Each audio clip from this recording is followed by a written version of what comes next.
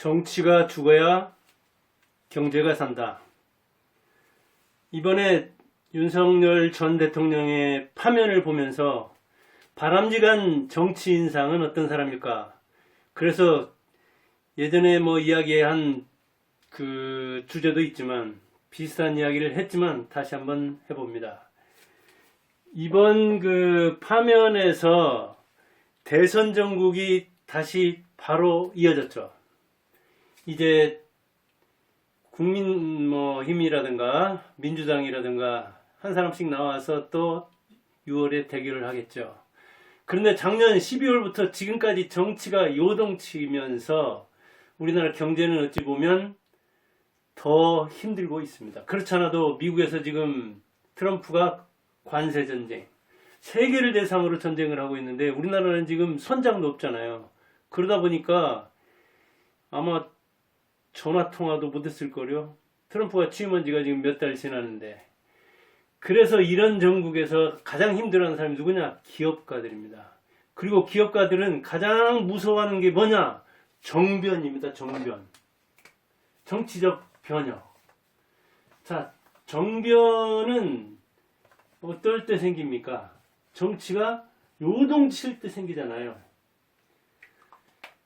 지금처럼 파면이 있다든가 혁명이 일어난다든가 아니면 외국에서 침입을 한다든가 그런 게 위기 상황이요. 정변이죠. 그런데 정주영과 이병철은 일제시대부터 일제강점기부터 군사정권 지나서 문민정권까지 계속해서 사업을 했잖아요. 그러면서 정치가들의 표적이 됐습니다. 부자들은 부정하다. 그리고 부자들은 적은데 부러워하면서도 욕하는 대상이잖아요. 그래서 정치가들이 대개 그 부정축제를 문제 삼았다고요. 탈루, 탈세 이런 걸 문제 삼고 또 기업가들은 정치가들이 탄압을 해서 정치자금을 또 받아야 할 필요가 있거든요. 세무조사 같은 거 하면은 털어서 먼지 안 나오는 데가 어디 있습니까? 그러니 차라리 정치 세금으로 주는 거죠. 그리고 기업의 운명을 또 좌우도 했습니다. 한때는. 공중 분해를 시켜버릴 수도 있다고요. 그러니 이 기업가들이 정변 났을 때 그 표적이 되기 쉽잖아요. 얼마나 그 곤욕을 치렀겠습니까? 30년, 40년 사업하면서.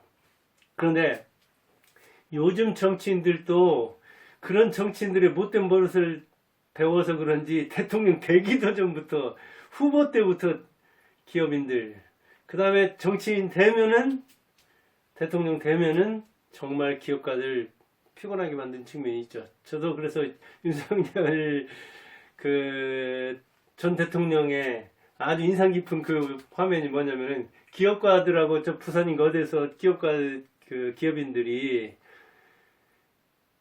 뭘 먹는 오뎅인가요? 아무튼 떡볶이인가요? 그런 걸 먹는 장면 얼마나 거기 끌려간 것도 억지로 끌려갔을 텐데 그런 거 먹어보긴 했을라나요? 하여튼 좋아하든 안 좋아하든 그것도 흉내를 내야니 그 얼마나 피곤합니까? 왜 기업인들이 그렇게 정치인들에게 시달려야 하냐고요. 기업인들보다 잘난 사람 정주영보다 이병철보다 잘난 정치인 어디 있습니까? 제가 볼 때는 한 이승만과 박정희 그 정도? 그 나머지 중에서는 그 옆에 가지도 못할 사람들이 즐비한데 정치인들이 그렇게 사람을 괴롭힌다고요. 요전에만 봐도 제가 원전을 한번 예를 들어볼까요? 원전 사례. 자, 원자력 발전입니다. 그런데 이 원자력 발전에 대해서 최근 대통령 3명만 한번 보자고요. 박근혜 어땠어요? 그냥 유지 보수하고 그리고 새로 개발하려고 했잖아요. 그래서 신한울 3, 4억이라든가 이런 거 이제 사업 그 신청 들어오면 사업 허가도 나가고 그랬잖아요. 그런데 문재인 어땠습니까?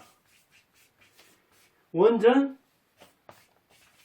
압박했죠. 그래서 무슨 풍력이다 태양이다 거기에 또 비리 문제도 많이 나오고 그랬잖아요. 그래서 그 수사에 착수도 하려고 하고 그랬는데도 이번에 윤석열이 3년도 안 돼가지고 파면돼버리니까 그 사업에 이렇게 연루돼가지고 재판받고 오는 사람들 아마 한숨 돌렸을 거예요. 여기서나 사업 허가난 것도 중단시켜버렸잖아요. 응? 신한울 3, 4억이.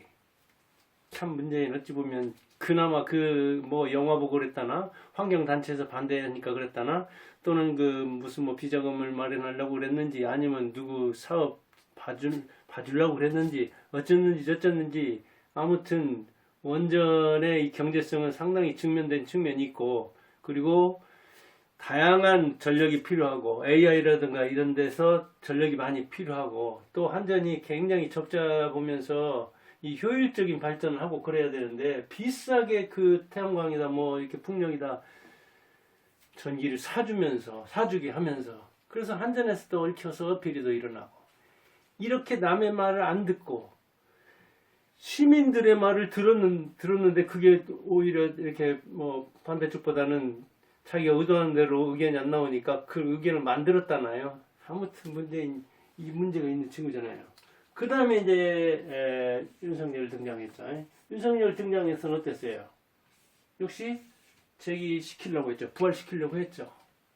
그리고 외국에서 해외에서 수주도 받아오려고 하고 그랬는데 자 그게 이제 아무튼 도중하차가 됐는데 원전 이것만 놓고 봐도 원전 사업하는 사람 입장에서 한번 보자고요. 원전 사업하는 사람이 원전 사업을 일으키기 위해서는 정말 몇십 년이 필요하고 그리고 어마어마한 돈이 필요하고 연구가 필요하고 노동자가 필요하고 그리고 하청업체랄까요? 그 밑에 사나 공장이 또 필요하겠죠.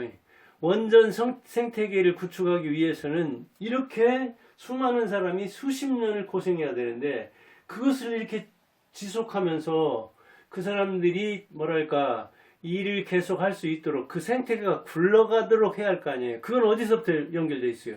고등학교부터 연결됐다고요. 그래서 고등학교 공부하는 사람이 나는 원자력 발전이라든가 원자력 학과라든가 그 원자력을 이용한 이쪽으로 가야 되겠다. 그럼 고등학교, 대학교, 대학원, 그 다음에 이제 연구원 연결이 쭉 돼 있는 거잖아요.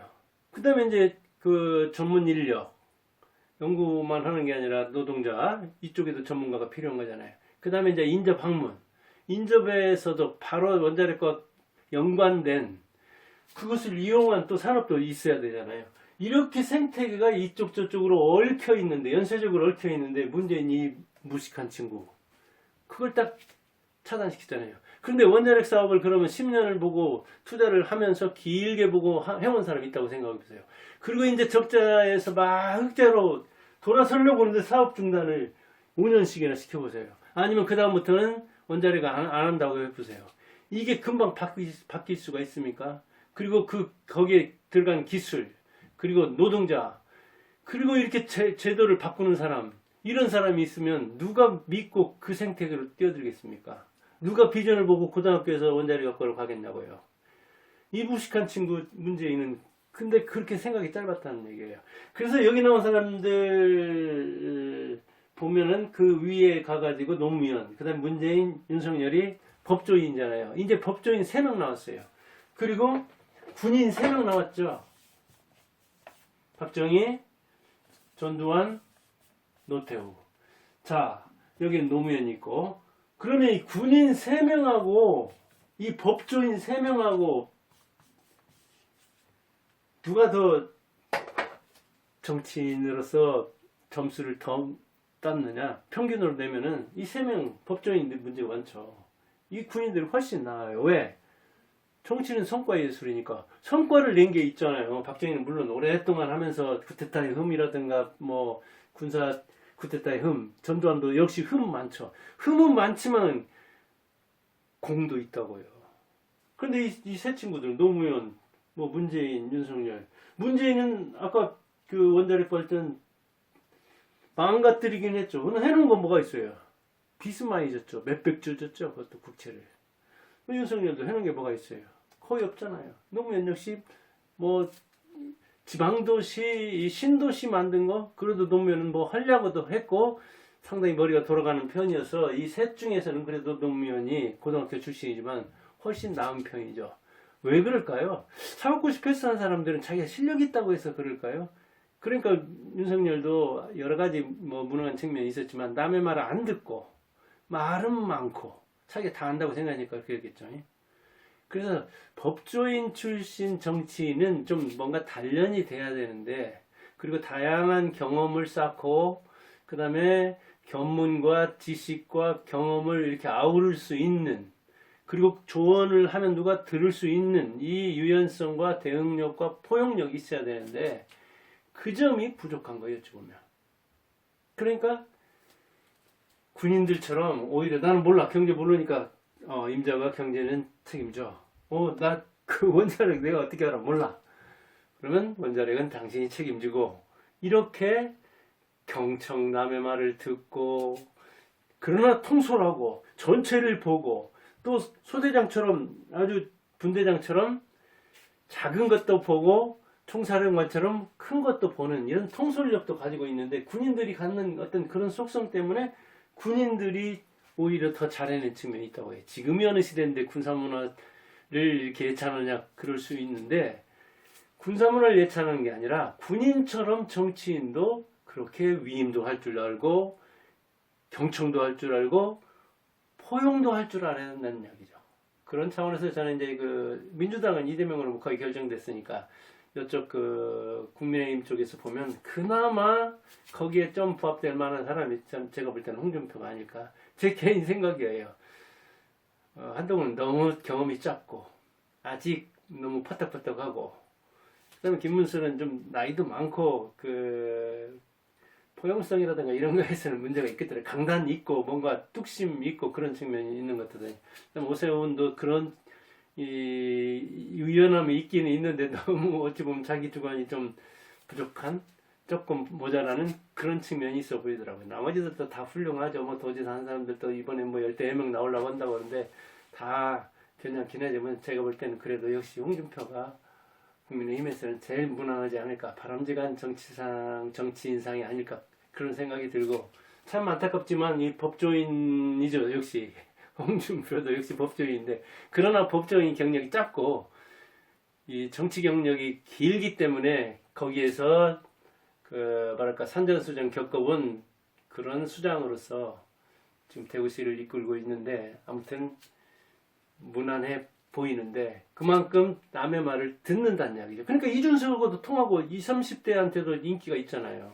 노인들이 오히려 그 어찌 보면 그 옛날 뭐 그 노인 좀 폄하 발언이라고 할까요? 그런 것 때문에 굉장히 꽁하고 있는데, 어찌 보면 왜 노인 세대가 노인을 싫어하는지 모르겠어요. 이제 70대 쓰니까 상노인인 셈인데. 아무튼 정치가 죽어야 되는데, 그나마 정치가 좀 밥값 좀 하려면 괜찮은 정치인을 뽑아야 되는데, 지금도 보면 유튜브나 이런 데서 보면 이렇게 사람 보는 눈이 뭐 다 다른 측면은 인정하지만, 김문수가 이번에 좀 떴다고 해가지고 제가 볼 때는 역시 정치인으로서 부족한데, 그래요.